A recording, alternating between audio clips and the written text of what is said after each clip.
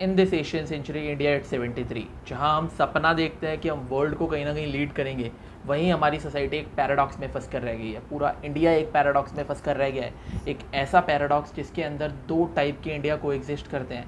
एक ऐसा इंडिया जो कि प्रोग्रेस कर रहा है, ग्रोथ कर रहा है, वर्ल्ड को लीड करने की ट्राई कर रहा है, और एक ऐसा दूसरा इंडिया जो कि कहीं ना कहीं एक डार्क फेस में फंस कर रह गया है।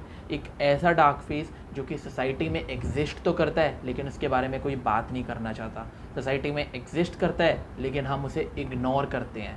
एक ऐसा डार्क फेस का ही एक बहुत बड़ा कंपोनेंट है वायलेंस अगेंस्ट वुमेन, जहाँ पर हम औरतों को, फीमेल्स को उनकी औकात दिखाना चाहते हैं।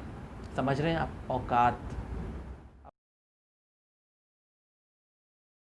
First of all, we have to get this point that violence is not just physical, it can be financial, it can be emotional, और it can be even sexual.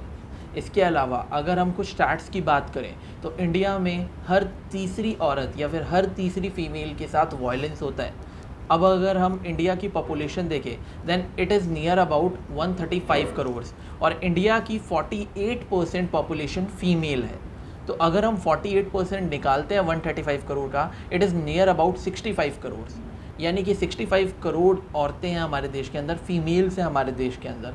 उसका 1/3 करते हैं क्योंकि हर तीसरी महिला सफ़र करती है, तो it is near about 22 crore. यानी हमारे देश के अंदर 22 करोड़ फीमेल्स वायलेंस का शिकार हैं। Big number, 22 crore, 22 crore.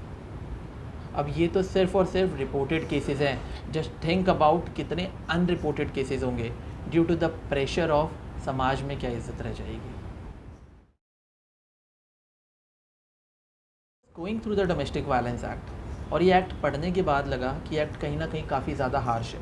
ऐसा मैं इसलिए कह रहा हूँ क्योंकि इस एक्ट के अंदर इवन फीमेल्स को भी एज अ वायलेटर इंक्लूड करा गया है। सिर्फ मेल्स को नहीं, अगर फीमेल्स भी वायलेंस करती हैं तो उनके ऊपर भी डोमेस्टिक वायलेंस एक्ट लगेगा। इसके अलावा जस्ट कंसिडर कि एक मैरिड कपल में अगर डोमेस्टिक वायलेंस केस होता है और मेल को सज़ा हो जाती है तो फीमेल को कंपनसेशन मेल का भाई देगा।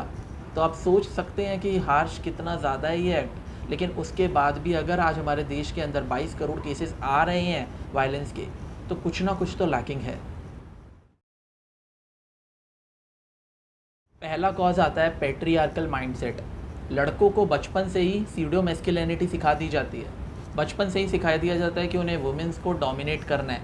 उनके अंदर अपने आप में स्ट्रांग बनने के लिए उन्हें इमोशनली ब्लंट कर दिया जाता है, एज इन लड़के रोते नहीं। उन्हें बचपन से ही सिखा दिया जाता है that you have to be strong, आपको डोमिनेट करना है। और वहीं पर ही अगर हम गर्ल्स की बात करें तो गर्ल्स को बचपन से ही एज अ मैरिज मटेरियल देखा जाता है। उन्हें वही क्वालिटी सिखाई जाती है जो कि उनकी शादी में काम आने वाली है।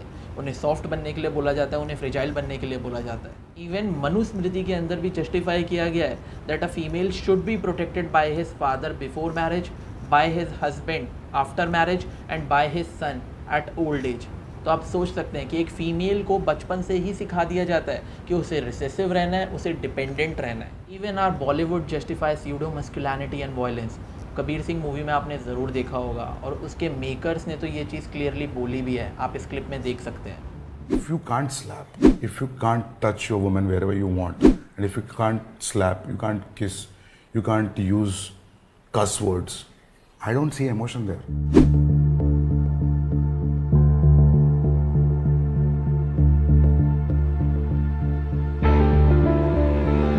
सेकेंड रीज़न आता है वायलेंस का साइकोलॉजिकल इम्पैक्ट। और इंडिया के अंदर जो वायलेंस इतना ज़्यादा लेवल अटेन करता चला जा रहा है उसका रीज़न है साइकोलॉजिकल इम्पैक्ट। ऐसा मैं इसलिए कह रहा हूँ क्योंकि वायलेंस का एक साइकोलॉजिकली एक विशेष साइकिल होता है जो कि खुद को बार बार रिपीट करता है। Day by day, generation by generation ये खुद को रिपीट करता हुआ चला जाता है। इसको इस तरीके से समझिए कि एक फैमिली के अंदर अगर वायलेंस हो रहा है तो उस फैमिली के बच्चे क्या सीखेंगे। अगर एक मेल होगा तो मेल सबकॉन्शियसली ये सीख लेगा कि वायलेंस करना बिल्कुल ठीक है और वो वुमेंस के ऊपर डोमिनेट कर सकता है। इसके अलावा वहीं पर ही अगर फीमेल होगी तो फीमेल सबकॉन्शियसली सीखेगी कि उसको पेन बियर करना है और उसे बिल्कुल चुप रहना है।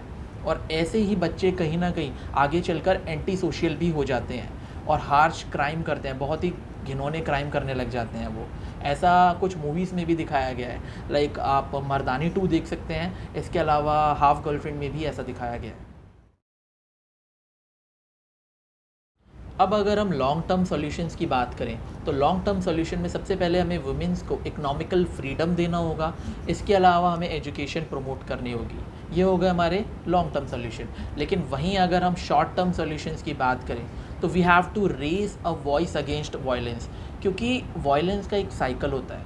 अगर वो फर्स्ट इंसिडेंस में ही उसे नहीं रोका गया, उसके अगेंस्ट आवाज़ नहीं उठाई गई, तो वो कहीं ना कहीं खुद को रिपीट करेगा, एक साइक्लिक प्रोसेस में खुद को रिपीट करता चला जाएगा।